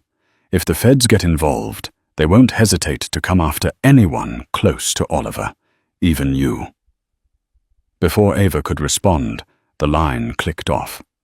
She stared at her phone, heart racing with a new dread. Oliver's betrayal might pale in comparison to a looming legal catastrophe, and she was now unwittingly entangled in it. Miranda's warning weighed heavily on Ava's mind. She remembered Delilah's earlier recommendation to consult a lawyer. After days of sleepless nights, she mustered the courage to do just that. Through Delilah's referral, she met Samantha Holden, a skilled divorce attorney, known for her tenacity in high-profile cases. They met in Samantha's sleek downtown office, shielded from prying paparazzi. Sitting across from the polished oak desk, Ava felt her cheeks burn with humiliation as she recounted Oliver's affair and Miranda's foreboding message about the feds. Samantha took thorough notes, her brow furrowed. This is bigger than just infidelity, Ava. If Oliver is facing a federal investigation for financial crimes, you need to protect your interests. If marital funds are implicated, the government could freeze assets. The words froze Ava's blood. I don't know the first thing about these allegations. I'm pregnant. I just want my baby to be safe. Samantha offered a sympathetic smile. I understand. My advice is to quietly file for legal separation. That way you create a clear line between your finances and Oliver's. If he's in legal jeopardy, it may protect you and your child from any fallout. And if things get worse, we can move forward with a full divorce. Though the idea of legally distancing herself from Oliver filled Ava with sadness. She knew it might be her only chance at safeguarding her child's future. With trembling hands, she signed an engagement letter, officially hiring Samantha as her attorney. As she left the office, a flurry of mixed emotions assailed her: grief for the marriage she once cherished, anger at Oliver's deceptions, and a glimmer of relief that she was finally taking control of her own fate. In the aftermath of the leaked video, Oliver's reputation took a nosedive. Investors fled in droves, stock prices for Carmichael Innovations tumbled, and philanthropic projects froze. The media was relentless, and yet the public had not heard directly from Ava beyond a few brief sightings and no-comment statements. The tabloids, sniffing blood, began speculating wildly. Was Ava quietly arranging a divorce settlement? Had Oliver threatened her into silence? Some articles even suggested that her pregnancy was a fabricated ruse to garner sympathy. When Liz White, the crisis manager, called to check on Ava, she proposed a bold solution. Ava, you need to tell your side of the story in your own words. Let the world see you're not just a silent, suffering wife. Ava hesitated. Standing in front of a microphone, addressing a horde of reporters while pregnant, no less, sounded terrifying. But Liz's argument made sense. The rumor mill was devouring her in absentia, and with Oliver refusing to come clean about his affair or financial dealings, it might be time to cut ties publicly. I'll do it, Ava finally said, surprising even herself with her resolve. But I'm not lying or covering for Oliver anymore. I'll tell the truth just enough to protect myself and my baby. Liz agreed, her voice brimming with encouragement. Leave the logistics to me. I'll arrange a controlled press conference, minimal chaos, but be ready.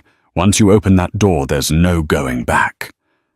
Ava closed her eyes, feeling the baby move. She understood the gravity of her choice. This wasn't just about clearing her name, it was about reclaiming her identity and ensuring her child wouldn't be born into a vortex of secrets. In the days leading up to the press conference, Ava resided in a whirlwind of conflicting emotions. She prepared statements with Liz White, conferred with Samantha Holden, and braced herself for the inevitable media frenzy. All the while she heard almost nothing from Oliver. Then on the eve of her scheduled press appearance, she received a late-night phone call. It was Oliver, his voice shaking with desperation. Ava, please don't do this. Don't go public. It'll ruin any chance I have left to fix things. She steadied herself, fighting back tears. You've had every opportunity to fix this, Oliver. You chose not to.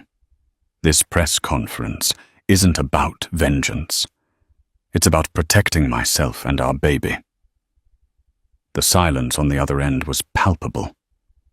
Finally, he spoke, a voice hollow. I understand. you're angry. But you have no idea the legal mess I'm in. A public spectacle will just invite scrutiny. It could land me behind bars. A hollow laugh escaped Ava's lips. That's not my fault. You did this to yourself. Oliver's next words chilled her. If you ruin me, you ruin the future of this family. Think about that before you step in front of those cameras. She hung up, breathing heavily, as if she'd just run a marathon. For a moment, doubt tugged at her. She still cared for the father of her child, even after all his betrayals. But the time for illusions was over. Ava swallowed the lump in her throat and reminded herself why she was doing this, to clear her name, to safeguard her baby's future. Oliver had made his bed. Tomorrow, the world would finally hear her side. Morning dawned on Chicago gray clouds gathering in the sky, as if foretelling the tumultuous day ahead. Despite the swirling anxiety in her chest, Ava felt an unexpected sense of calm. She'd chosen a simple but elegant maternity dress in a soft ivory shade, the color symbolizing a fresh start in her mind. Liz White and Samantha Holden met her at the small conference venue, an airy minimalist space rented for the occasion. They'd intentionally avoided the grandiosity of a hotel ballroom, hoping to keep the focus on Ava's message rather than ostentatious surroundings. Security guards milled about outside, ensuring the event remained somewhat contained. Inside, journalists from major outlets like CNN. The Chicago Tribune and local TV stations fidgeted with microphones. Cameras were poised, ready to broadcast every second. The hush in the room was electric. Ava's heart drummed like thunder in her ears. She kept a hand on her belly, drawing strength from the life growing within. As Liz guided her onto the small stage, Ava spotted a handful of supportive faces in the front row. Delilah, Samantha, and even a hospital representative from Wilson Children's Hospital who had come to show solidarity. Taking a steadying breath, Ava stepped behind the podium. Flashbulbs sparked, and a wave of murmurs filled the room. The tension was thick like a coiled spring on the verge of releasing. It was time to speak her truth, not just about the affair, but about the flawed man behind the philanthropic facade and the toll his secrets had taken on her life. The calm before the storm was over. Ava Carmichael was about to face the world head-on. The conference room fell silent as Ava approached the microphone. For a moment, she simply stood there, letting the bright camera lights and hushed anticipation wash over her. "Good morning," she began, voice trembling slightly. "I'm Ava Carmichael. I'm here to address the rumors and speculation regarding my marriage to Oliver Carmichael." Eyes from every corner of the room locked onto her. Journalists leaned forward, pens poised. Cameras zoomed in, capturing every flicker of emotion. Ava's heart pounded like a drum, but she pressed on. She spoke of her pregnancy, how she had longed to start a family in a loving, stable home. She confessed that Oliver's affair was both devastating and humiliating, that she had discovered undeniable proof of his betrayal. She explained that while she once considered standing by him, his continued deception and the possibility of deeper legal entanglements made it impossible for her to remain silent. At one point, a wave of emotion gripped her. Ava paused, tears threatening to cloud her vision. She glanced at Delilah, who offered a reassuring nod. Summoning her courage, Ava continued. "I'm not here for revenge," she clarified, voice growing steadier. "I'm here to protect my child and to separate myself from the lies that have come to light. Any future decisions, including legal ones, will be made with the well-being of my baby in mind." When she finished, the room erupted in questions. Liz stepped in, reminding reporters to keep their inquiries respectful and that Ava's attorney would handle anything pertaining to potential lawsuits. Ava exhaled, her body trembling with relief and nerves. She had done it. She'd laid bare her pain, her intentions, her truth. At that moment, she had no idea how drastically this single press conference would alter the course of Oliver's life and hers. Ava's press conference ricocheted through the media like a lightning strike. Clipped segments ran on national news networks. The full recording went viral on YouTube. Social media platforms erupted with support, condemnation, and endless debate. Hashtags like Stand with Ava and Carmichael Collapse trended simultaneously. Public perception of Oliver flipped almost overnight. People who once admired him for his charitable work now saw him as a manipulative hypocrite. The sincerity in Ava's statement made it clear she was not seeking revenge, but merely staking her claim to dignity and security for her unborn child. A day after the press conference, CNN's Anderson Cooper weighed in again, praising Ava for her courage and condemning the toxic culture that allowed powerful men to evade accountability. The Chicago Tribune published an op-ed titled "The Strength of Ava Carmichael, Lauding Her Poise Under Pressure." Corporate repercussions were swift. A major investment round that Oliver had been courting fell apart. The few remaining partners in Carmichael Innovations distanced themselves, hastily removing Oliver's name from promotional materials and websites. Even philanthropic boards started voting him out to preserve their reputations. Ava watched the news unfold from Delilah's living room. It felt surreal to witness the magnitude of the fallout she had unleashed by simply speaking her truth. A twinge of guilt gnawed at her. Oliver's downfall was monumental, and part of her still cared about the father of her child. But she couldn't deny the satisfaction of finally freeing herself from complicity in his deception. Little did she realize the next blow in this unraveling saga would come not from tabloid headlines, but from a place with the power to permanently reshape Oliver's destiny and, by extension, her own. Just when the media firestorm seemed at its peak, another bombshell dropped. The U.S. Attorney's Office announced a federal investigation into Carmichael Innovations. News broke that Oliver Carmichael was being indicted on charges of tax evasion, wire fraud, and securities fraud. The timing, mere days after Ava's press conference, sent shockwaves through financial circles. Cameras swarmed outside the federal courthouse as Oliver was spotted arriving with his legal team, forced to enter a plea in front of a judge. The humiliating spectacle was broadcast live, capturing every grimace and tense exchange. The very networks that once celebrated Oliver's philanthropic feats now tracked his every misstep.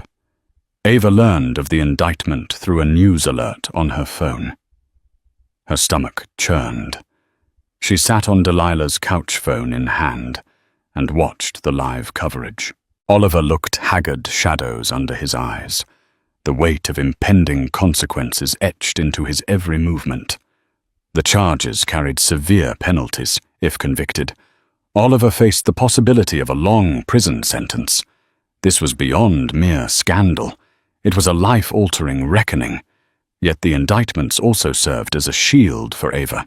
With formal charges laid against Oliver, Samantha Holden moved swiftly to bolster Ava's separation case, ensuring none of the allegedly laundered funds were connected to Ava or her unborn child. As the news cameras pivoted from sensational gossip to grave legal analysis, Ava felt a swirl of conflicting emotions. Relief that she was extricating herself from Oliver's web of lies, sorrow for the father of her child, and a haunting worry about what kind of future lay ahead for her baby, one with a father potentially behind bars. The day after Oliver's court appearance, Ava woke to a text from an unknown number. "I'm sorry." "Oh." She stared at the message for several minutes, waves of sadness rolling through her. His apology was too little too late, like a whisper in a roaring storm. But it was better than silence. Over the next week, Oliver's attempts to contact her became more frequent. Voicemails and texts appeared daily. Ava listened to some tears gathering in her eyes as Oliver's usually confident voice cracked with desperation. He begged for forgiveness, confessed he had been reckless, and claimed to still love her. Yet Ava couldn't forget the nights he'd lied to her face. She couldn't erase the memory of that leaked video or the swirl of scorn she'd endured from the public, and she certainly couldn't ignore the federal charges. Samantha advised her not to respond, at least until the separation process and potential custody arrangements were established. But deep inside, Ava grappled with conflicting emotions. She remembered the Oliver who once left her handwritten love notes every morning, the Oliver who built a children's library wing at the local hospital. Could that man still exist? Or had he always been an illusion? In quiet moments, she would place a hand on her growing belly heart, aching for the child who might never know a father outside prison walls. For all Oliver's sins, Ava couldn't deny that she wished he had chosen a different path, one that might have let them remain a family. Despite the turmoil, Ava discovered she wasn't alone. In the wake of her public statement, letters of support flooded in from women who had faced similar betrayals. Some messages came from single mothers who offered encouragement and practical tips on raising a child independently. The outpouring moved Ava to tears. It gave her a renewed sense of resolve. Philanthropic circles that had once rolled out the red carpet for Oliver now embraced Ava instead. Organizers at the Wilson Children's Hospital invited her to speak at an upcoming fundraiser, praising her authenticity and resilience. Representatives from various women's advocacy groups reached out inviting her to collaborate on initiatives that assisted pregnant women in crisis. Ava felt a flicker of hope. Though her marriage was crumbling, she could funnel her pain into a new purpose, advocating for women caught in relationships eroded by power imbalances and betrayals. Delilah even suggested they start a foundation to provide legal and emotional support to pregnant women facing domestic or financial struggles.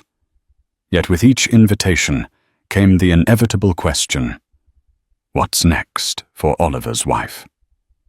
The irony wasn't lost on Ava. She was no longer Oliver's wife in any practical sense, but the world still tied her identity to his. She resolved to carve out her own name and mission, separate from his tarnished legacy.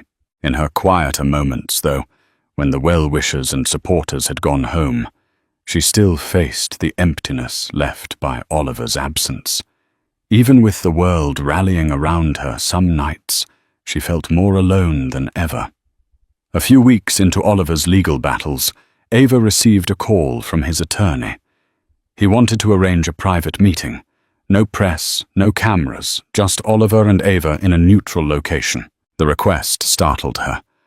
A part of her had begun to imagine a future with no direct contact at all.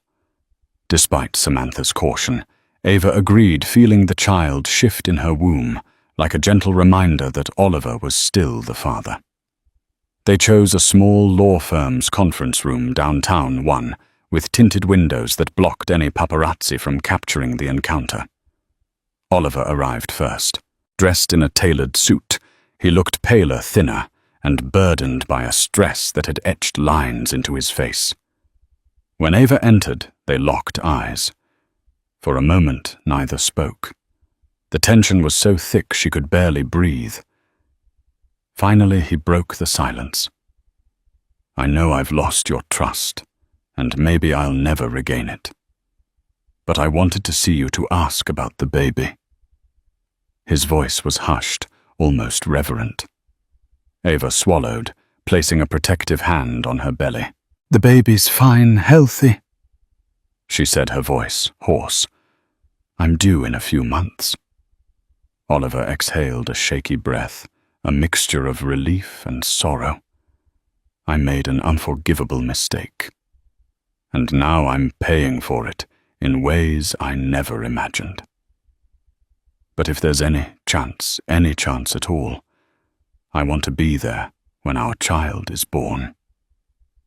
A swirl of conflicting emotions welled in Ava. She wanted to protect herself, to keep him at arm's length. Yet she couldn't deny the child's need to know its father, assuming he wasn't behind bars. I can't promise anything right now," she replied cautiously. Oliver nodded, understanding that words wouldn't erase the hurt he'd caused. The meeting ended quietly with more questions than answers. As Ava left, she wondered if there was any glimmer of reconciliation, or if it was simply too late for that. Time moved forward, even if Ava felt stuck in emotional quicksand. Weeks turned into months, and her pregnancy edged into its final trimester.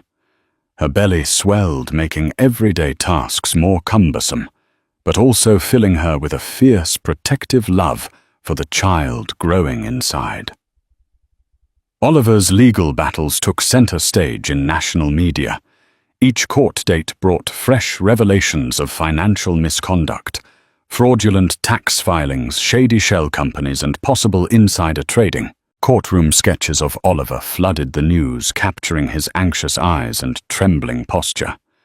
Still, he occasionally sent Ava messages, updates on his case lamentations about losing major assets, even an ultrasound-themed baby blanket he had purchased before the scandal blew up.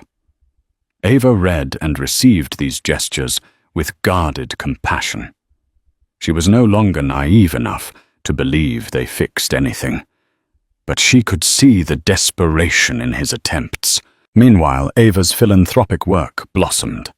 She collaborated with Liz White to hold a charity drive for underprivileged pregnant women, collecting baby supplies, prenatal vitamins, and funds for maternal care. The event drew significant media coverage, with many praising Ava for turning personal tragedy into positive impact. Through it all, she grappled with her upcoming childbirth, uncertain whether Oliver would or should be there. The clock was ticking toward a new life entering the world, and she had yet to reconcile the role Oliver would play. As each day passed, the question burned brighter. Could a man so consumed by lies and greed ever become a loving father? Ava's labor came unexpectedly one evening well before her due date. She had been at Delilah's brownstone, finalizing details for another charitable event, when a sharp pain sliced through her. Gasping, she doubled over, her heart pounding in sudden alarm. Delilah rushed her to the nearest hospital, the swirl of city lights casting an eerie glow against the anxious hush of the car ride. By the time they arrived, Ava's contractions had intensified, leaving her breathless and trembling. Nurses whisked her into a maternity suite, hooking her up to monitors. Panicked Delilah contacted Samantha Holden, who in turn thought to call Oliver's attorney. Within an hour, Oliver appeared at the hospital, looking frantic and disheveled. The medical staff recognized his face from the scandalous headlines, but remained professional. Ava, though startled to see him, was too overwhelmed by pun to protest. Time blurred in a dizzying swirl of contractions, medical jargon, and shouted encouragement. Ava was gripped by a primal blend of fear and determination, tears leaking from the corners of her eyes. Oliver hovered by her side, tentatively offering a hand. In her pain, she grasped it instinctively. Hours later, after what felt like an eternity, Ava heard the baby's first cry. Relief and awe collided in her chest. The nurse carefully placed a tiny, wriggling infant in Ava's arms. She sobbed pressing kisses to the baby's delicate forehead. Through tear-blurred vision, she saw Oliver standing nearby, eyes shining with raw emotion. In that instant, their entire scandalous past receded, eclipsed by the fragile miracle of new life. Yet the question lingered. Would this fleeting moment of unity carve a lasting path forward for them? Or would the shadows of betrayal and legal peril snuff it out? Back at the hospital, Ava watched as Oliver gently rocked Amelia, his face softened with awe. For a moment, he looked like the man she once loved before Leeson scandal. He whispered stories to Amelia, promising to change to be present. Ava remained guarded. "This doesn't undo everything," she said quietly. "I know," Oliver replied, eyes on their daughter, "but I want to earn your trust back for her." Later, as discharge papers were signed, Oliver asked if he could come home with them. Ava paused, then shook her head. "Not yet. Amelia and I need time."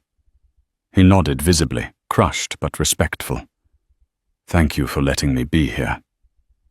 As she cradled Amelia and stepped into the waiting car, Ava felt both the weight of the past and the hope of a future.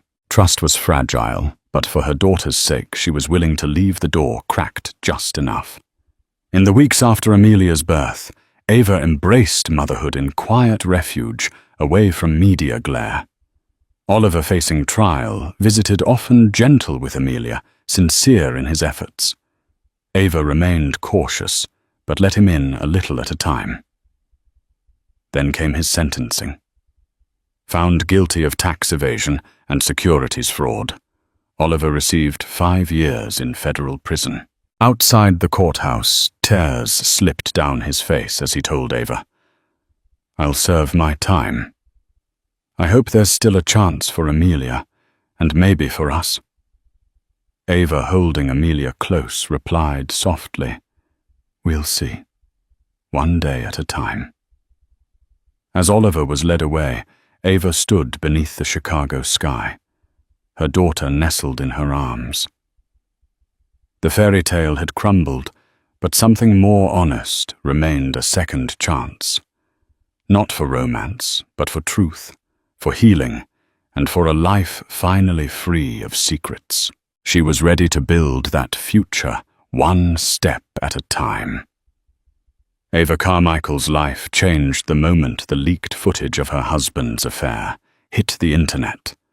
But it was the power of her own voice at that pivotal press conference that truly redefined her destiny.